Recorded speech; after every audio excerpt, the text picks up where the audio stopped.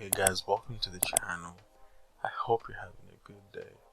As always, today I'm going to be talking about how to draw grain, like wood grains, and hopefully I can do it in under 4 minutes. Hopefully I can do it under 4 minutes. So the first thing you want to learn how to do is how to draw discontinued lines. Now, what do discontinued lines look like? Well, they're basically broken lines. You don't want to draw a completely drawn through line. You want a line that's sort of like discontinued and broken. So that's the first thing that you want to do. Okay. And the second thing I want you guys to know is about the knots of the grain. Okay, the knots of the grain. Now, here are the basic rules that you have to know about the knots of the grain. The first thing is to consider how a hanging shirt, like a shirt or a blanket or whatever hanging from the clothing line, I want you to consider how the creases work. Okay, the shirt is being held up, well, this is a vest in this case. The vest is being held up by 2 pinch points, and at that 2 pinch points, those are the points where our creases are going to be coming from. Okay, so they'll be coming from one pinch point and heading to the other, because the gravity is pulling down the vest. And so it will look like, it'll be something like a smile, let's say. Okay, so the creases will be moving from one pitch point to the other. That's one basic rule. That applies to the grains of the wood. Similarly, that's the same way they apply to that. And then the second thing I want you guys to consider about the knot is they're not only a pinch point, but they work the same way water works around a rock that's in the middle of a lake or a flowing river. Okay, so this is a rock. I already drew this in advance. So the second thing I want you guys to consider about the pinch point and about the creases concerning the grains is they work the same way that water works around a rock or a stone that is in the middle of a lake or a flowing river. Okay, so the first thing to actively consider is the rock in the middle of the lake, in the middle of the river, is what our knot on the grain is going to be. This is our pinch point. And if you notice, the water is moving around the rock or moving around the stone. I'm drawing discontinued lines to symbolize water, and it already looks kind of grainy, kind of like wood grain. And then the third thing I'd like you guys to consider or to keep in mind is similarly to the rock that's just in position in the middle of a lake or a river. It's the same way that a pebble that's been thrown in the water works as well. Okay, so this is something like a river. When you throw a rock at this position here, you'll notice that there'll be this ripple effect. You see these rings. Okay, these rings, and how those rings work is where the stone was thrown, where the pebble was thrown, the rings are smaller. The furthest away you move from the position of impact, the wider the space between each wave, each ripple effect will be. The closest you are to the point of impact, the closer the gaps of the ripple effect are going to be. That's the very same way that grains move around a knot of a wood grain. So this is a piece of wood, and let's say our knot is over here. So we talked about the water moving around the rock.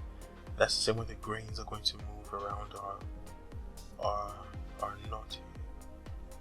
Okay, so remember, discontinued lines, it makes it look more organic. Okay, and you can see the grains moving around the knot or the pinch point or the stone. It already looks organic on its own. Okay, and it already looks like the ripple effect in a river or in a lake. That's what you want to keep in mind when you're drawing a piece of wood, especially when it's exposed, when the grain is exposed, and it's not painted. This is the very same approach, guys. It's not that hard. And then the third thing I want you guys to know about drawing grain is that there are many different ways to draw the knots on the wood, but there are some basic rules that you have to know before you bend them. And one of the rules is, if you're going to draw more than 2 knots, or let me just say more than 1 knot, you want to avoid making them the same size. Okay, it looks inorganic, looks unnatural, it just looks horrible. Okay. Maybe there's a smart way to do it, and I'm yet to find out how that would work, but I want you guys to notice the difference. Here they're almost the same size. As you can see, one of them is small and these two are both large. So let me try the medium, small. Let me try the small, and medium sizes of the knots here. Yeah, this looks okay. Okay, so it's all about the ratio. Typically, you want to comprise.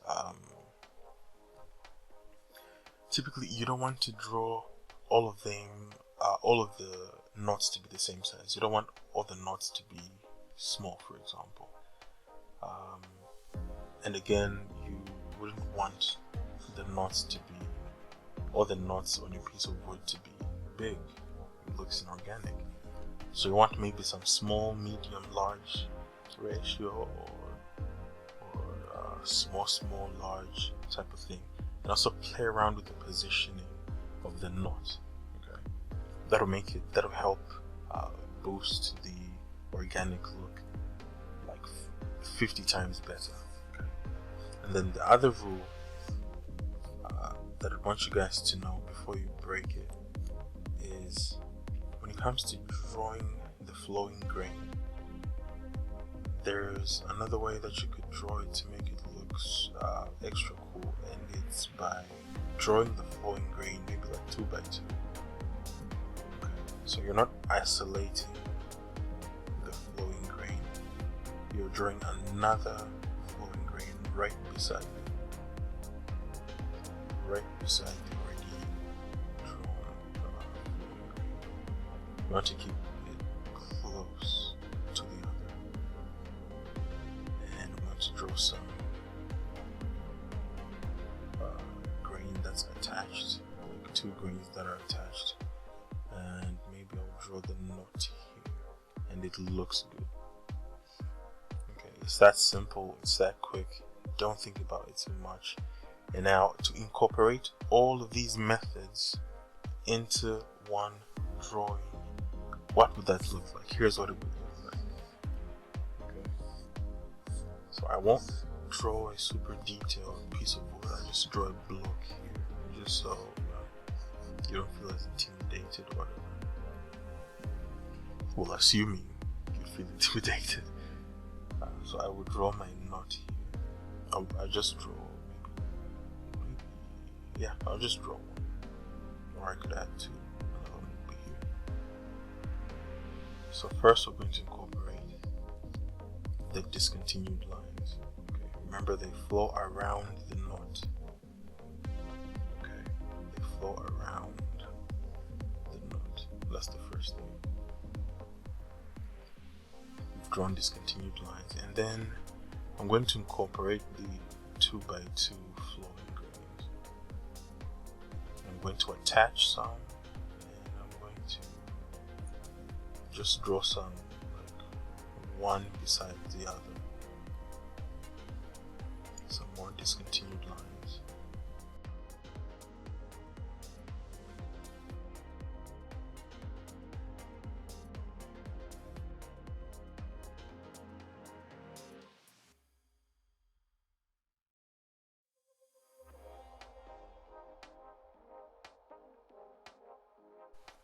Alright, so I won't go too crazy with the details, but this is what it looks like basically. Okay, to keep it short and simple. First, you recognize the discontinued lines, and then you draw them in whichever direction you want them to flow in. I'm going to draw another example.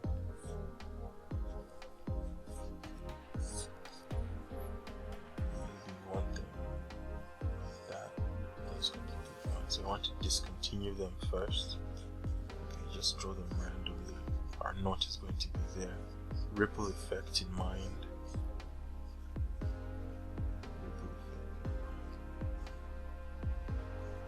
And then incorporating the 2x2 method. Like, you don't want to do probably wouldn't want to do the 2x2 method with all the flowing grains. It will look kind of awkward.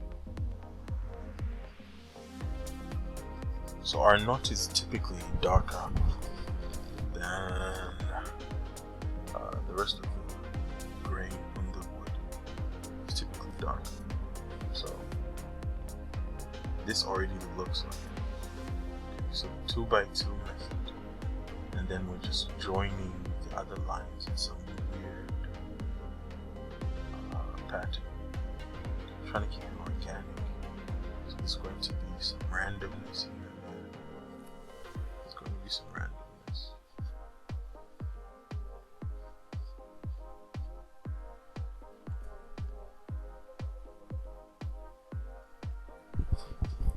See that?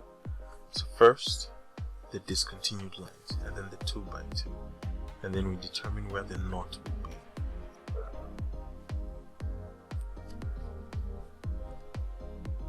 And then we incorporate the ripple effect, or the pinch point effect. And that's it, guys. Thank you guys for watching this tutorial. Make sure to stick around, and I'll see you guys in the next one.